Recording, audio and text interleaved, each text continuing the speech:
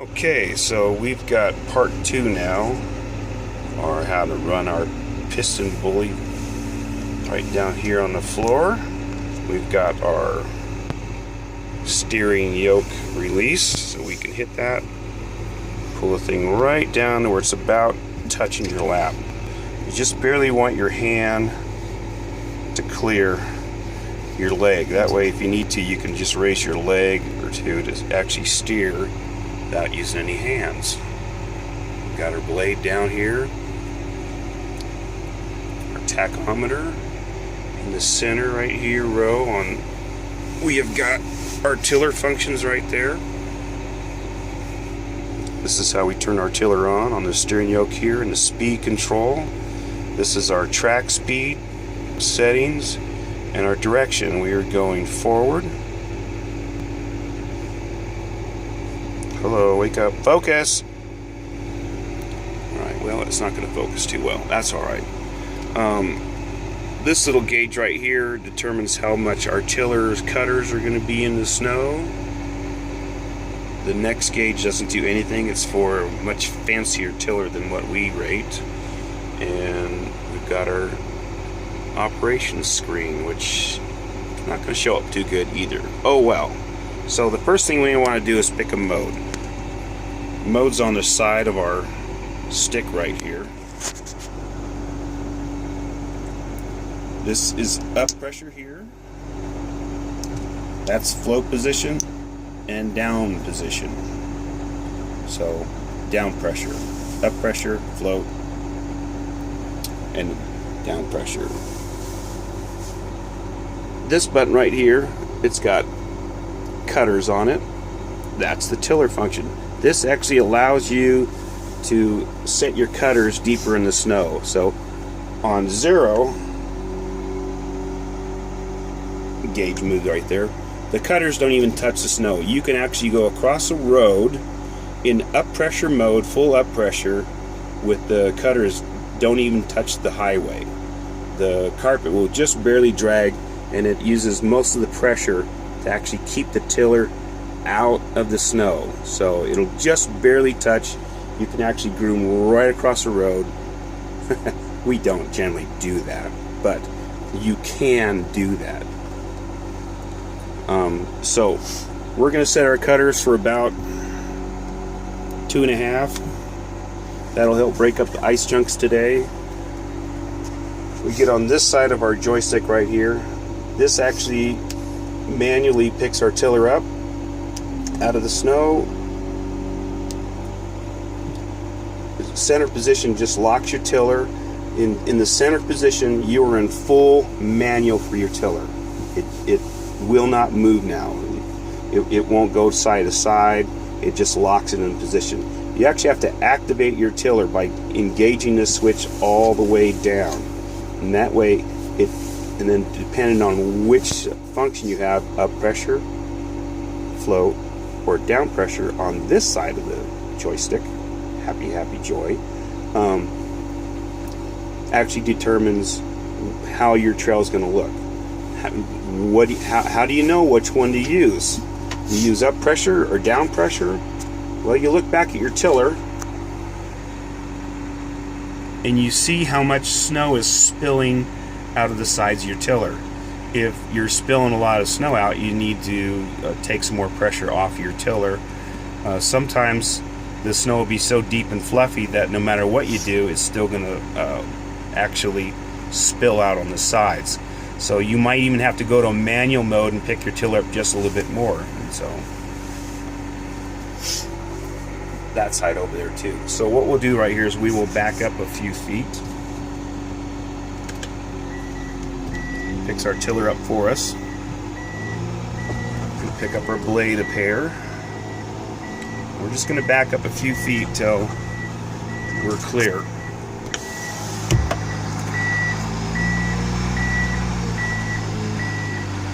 And I'm going to activate up pressure. It's not going to do anything at all. And I'm going to activate my tiller. It's still not going to do anything at all because I'm in reverse and I have the switch engaged that picks up my tiller anytime I'm in reverse. So I look back here on the dashboard here, my tiller light is on, so when I start driving forward, it's going to spin the tiller. I'm in actual, it says float mode right here, but it's not. I'm backing up, so that's why that function is still on there. So now I'm going to go forward. It starts to drop the tiller automatically, and generally we like to start moving as soon as that tiller drops. We go back here and we see it's in up pressure, and the trailer function is on, so the actual tiller will steer behind your cat and follow you around corners. Get our blade down a little bit so we can make a flat trail.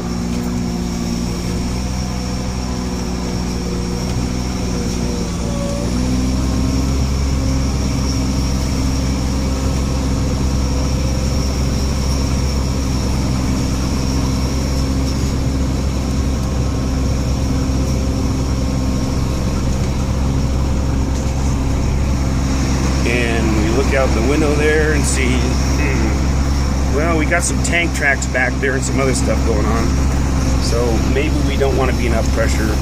Let's try float, and immediately our trail starts to look a little bit better behind us.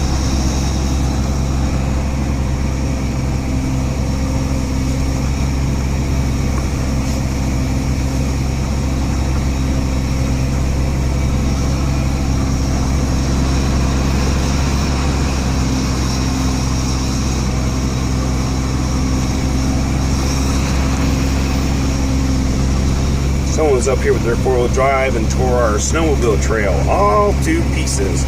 This was groomed on Friday. Looks like we got somebody who's ditch walking too. Good for them.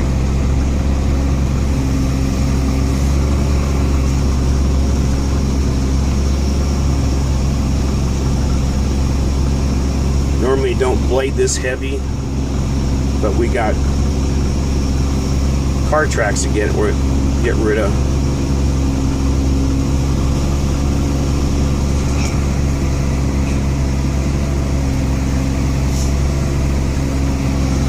And the trail looks pretty good. I'd ride that.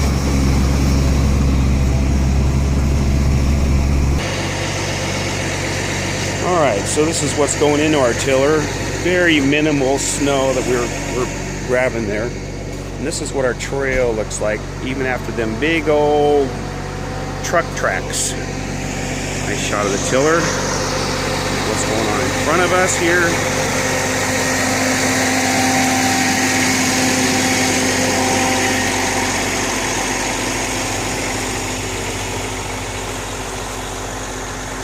Icky, messy. And now we got Jared in there. You see, he's going to operate a little bit. First time. Alright, we're going to go through a few little instructions right here. Right on the very top of your steering column right there, you've got that funny little lever button right there. So what that does is that steers your tiller from side to side. Now when you're moving is when you really want to steer it. So as soon as we get going here, you can actually just gently rock that body side. The red button next to it, the big one on the very top right there, that basically shuts your hydraulic system off right now. And you just push down on it and it goes, oh, you're done. To release it, you gently pull it up a little bit and turn. And it pops back up. It's like a big kill button on the snowmobiles. Alrighty, so we're in direction going forward. The tiller's on. The tiller's on. The functions are all good. All we gotta do now is step on the gas. Very gently steering. Very, very gently.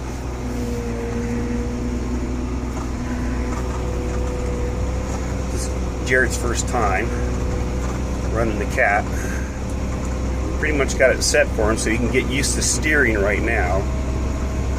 And eventually he will be a pro at this.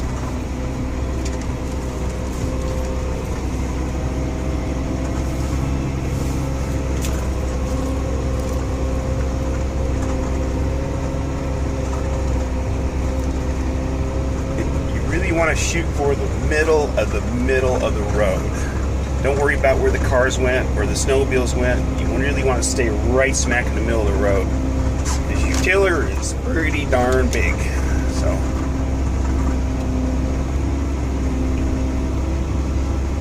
you can look in both your mirrors and you can see where your tiller is on your road. So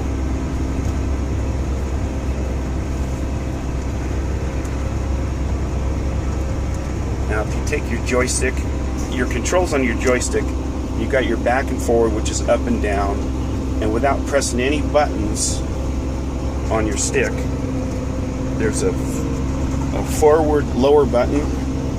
There's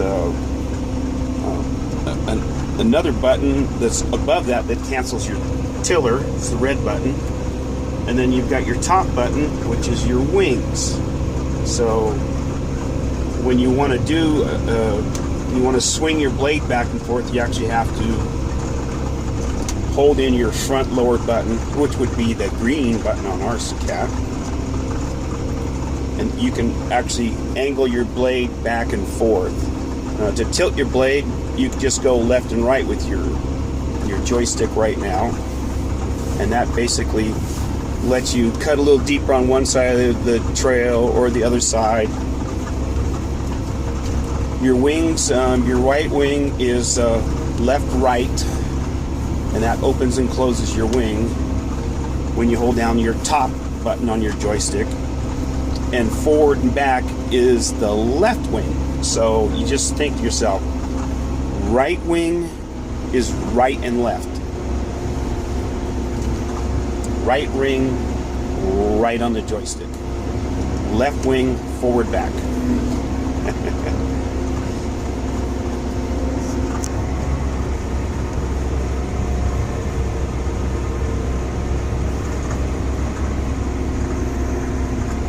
Now, see your RPM meter down here? Okay. When you are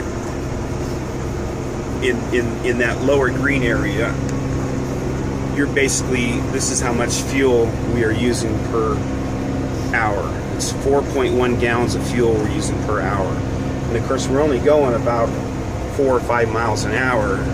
So if you kept this speed, you'd basically get almost 1 mile to the gallon. But we don't go this slow.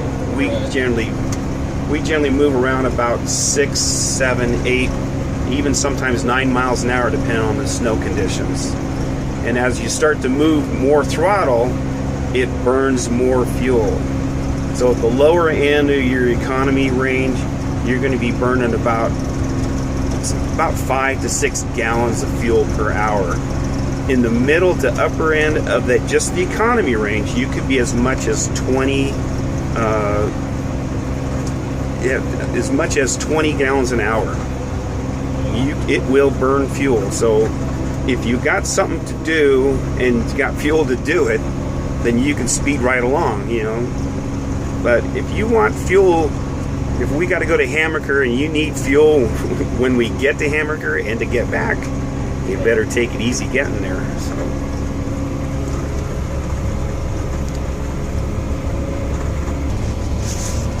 So some of our four-wheel drive stuff's gone away now. It's actually going to go to the sled. Turn off our spot beam. I was running that earlier. Alright, let's... Oh, we can't see out the window very good, so what Jared needs to do is hit that little button on the side of the steering console down one time. Where? That little teeny button on the side of the steering, on the other side. Just flip down on it one time. Hey, and it cycles our rear wipers one time. If you hit that button up, it cycles the front one, but we really don't need to run the wipers. Oh yeah, that trail looks nice. I'd ride that for $1.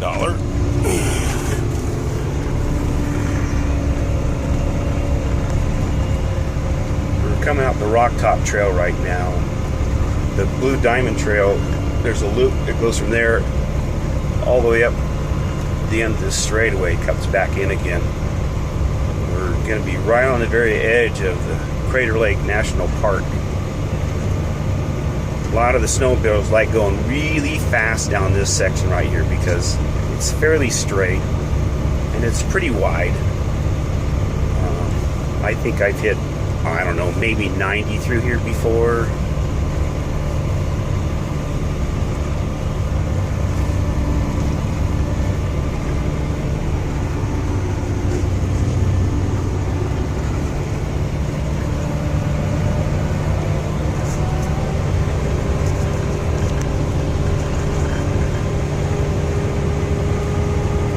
So one more time, blade functions. So standard without touching any buttons.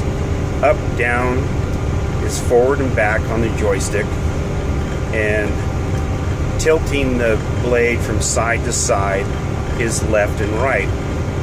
When you press the lower front button on our machine, by the way, that swings the blade and angles the blade from left to right, and up and down adds more curl or takes curl away from that front blade. So this blade's kind of unique. It's kind of like the old Tucker blades where it has a flat spot on the bottom and the rippers don't get into your trail at all. So as you start curling forward, you start getting the little rippers, basically the shark teeth, basically they start biting in the snow and digging a little bit.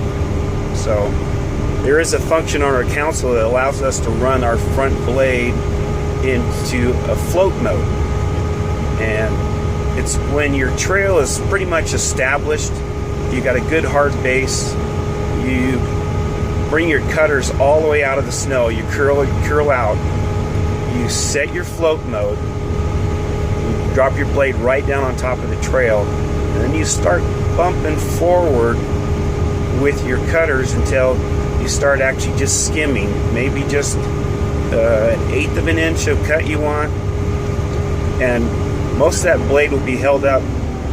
Move over a little bit, Jared. Move your way a little bit. There you go. But most of your blade will sit on the flat spot and just ride right on the trail, and it just shaves off all the little high spots on the trail. Or it's a really neat function. If you hit a soft spot and your tracks go down, surely your blade's going to dig in and you'll have a little repair job to do in the trail. But anyway, I think that concludes part 2. And well, actually before that, once again, the wings on our particular joystick, the top button that sits on top of the joystick itself, it's the blue button on our cat, it runs the wings. So you have to hold the button in, and while you're holding the button, if you move right and left, that will function your right hand wing, and if you move front to back, it moves your left wing. So alrighty.